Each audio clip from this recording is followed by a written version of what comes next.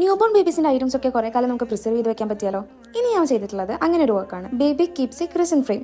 നമ്മുടെ customer preserve ചെയ്യാനുള്ള items ഒക്കെ നമുക്ക് അയച്ചു തന്നിട്ടുണ്ടായിരുന്നു കേട്ടോ. സോക്സുകളും കരിവാളയും SACO കാർഡും കയ്യിലിടുന്ന ഒരു ബാൻഡും അങ്ങനെ കുറച്ച് ഐറ്റംസ് ഒക്കെയാണ് നമുക്ക് കിട്ടിയിട്ടുണ്ടായിരുന്നത്. കസ്റ്റമർ പറഞ്ഞിട്ടുണ്ടായിരുന്നത് ബാക്ക്ഗ്രൗണ്ട് വൈറ്റിൽ ചെയ്യാനായിരുന്നു. 10 ഇഞ്ച് സൈസ് വരുന്ന റിസൻ ഫ്രെയിം ആണ് നമ്മൾ ചെയ്തിട്ടുള്ളത്. 20:40 റേഷ്യോയിലാണ് നമ്മൾ റിസിൻ ആൻഡ് ഹാർഡനർ ഫസ്റ്റ് ലെയറിനായിട്ട് എടുത്തിട്ടുള്ളത്. ഇത് ഞാൻ ഐറ്റംസ് എല്ലാവരും സെറ്റ് ചെയ്ത് ഒരു കോട്ട് റിസിനും കൊടുത്തതിന് ശേഷമുള്ള ലുക്കാണ്. നെയിമും ഡേറ്റും കാര്യങ്ങളും എല്ലാവരും നമ്മൾ പ്രിന്റ് ചെയ്യാനായിട്ട് യൂസ് ചെയ്തിട്ടുള്ളത് ബ്ലാക്ക് ട്രാൻസ്പെറന്റ് ഷീറ്റ് ആണ്.